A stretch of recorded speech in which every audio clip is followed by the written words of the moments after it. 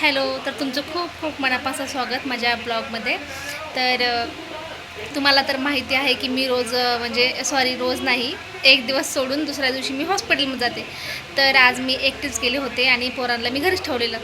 तर तुम्हाला वाटत असेल की मी हॉस्पिटलमध्ये जाते तर मी हॉस्पिटलमधले व्हिडिओ का नाही टाकत, तर तसं नाही आहे. ॲक्च्युली तिथे गेल्यानंतर म्हणजे पेशंट असतात आणि खूप सारे डॉक्टर्स वगैरे नर्स, आणि मला तिथं कम्फर्टेबल नाही वाटत. तर म्हणून मग मी तिथे गेल्यानंतर व्हिडिओ काढत नाही. मी डायरेक्ट म्हणजे जाताना आणि येतानाच व्हिडिओ काढते. आणि त्यानंतर म्हणजे माझे हस्बंड असल्यासोबत तर ते मोबाईल पकडतात, म्हणजे कॅमेरा पकडतात आणि माझं म्हणजे जे आहे ते शूट करतात. तर आज येताना काय झालेलं, मी रोज जाते ना, तर रोज मी ऑटोने जाते पण ऑटोने आणि येते पण तिकडनं रिक्षाने. तर झालेलं असं की मी अर्ध्याहून जास्त म्हणजे समोर आले, तर समोर एक शीतला माताचं मंदिर असतं. तर मी येताना आज पैदल आलेले. तर असं वाटलं की तिथं मी देवीच्या मंदिरामध्ये शूट करणार. खूप छान मंदिर आहे आणि एकदम प्रसन्न वातावरण आहे ते. तर असं वाटलं की दिवसभर घरात असते तर येताना दर्शन करून घ्यावं. पण झालेलं म्हणजे काय झालं की तिथं ना एवढी रस्त्यावर येताना एवढी डेंजर हवा सुटलेली की खूपच जास्त. आणि मी पण स्वतः मी एवढी घाबरली ना की मला घरी जायचं आहे. आणि एकदम माझ्या मनामध्ये विचित्र असे विचार पण येत होते की पोरं घरी आहे, मी इकडे, जास्त हवा आली, पाऊस आला तर काय करायचं. आणि दुपारी पण पाऊस पडलेला होता. तर मी आले, म्हणजे एकदम फास्ट आले. मी काही तिथं ब्लॉग नाही काढलेला, काहीच नाही. आणि मी बाहेरून दर्शन घेतलं आणि निघाले रस्त्याने. तर समोर आले हायवेवर, म्हणजे हायवे लागतो.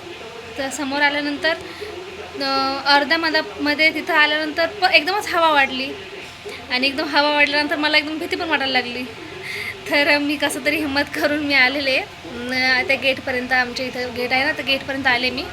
आणि या गेटच्या आतमध्ये शिरले. तर पोरांसाठी मग मी तिथे वडापाव वगैरे घेतलेला.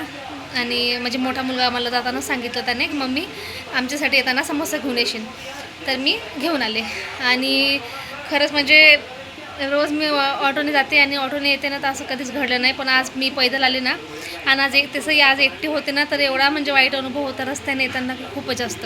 आणि त्यामध्ये मुलांची पण जास्त आठवण येत होती. आणि घरी आल्यानंतर बघते तर माझी मुलं छोट्या मुलाने हाताने जेवण घेऊन म्हणजे तो जेवत होता. तर खूपच जास्त वाईट वाटलं मला.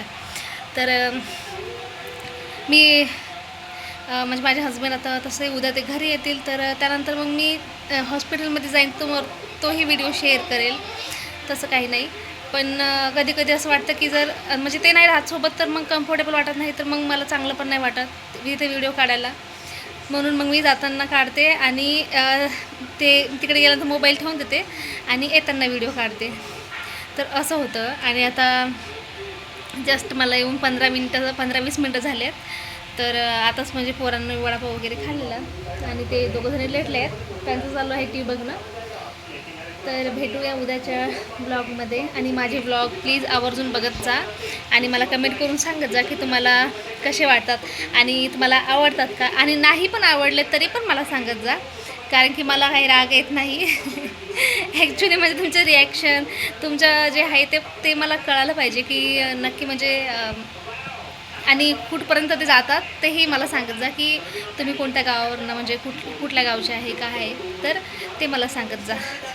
सो काळजी घ्या आणि भेटूया उद्याच्या नवीन व्हिडिओमध्ये.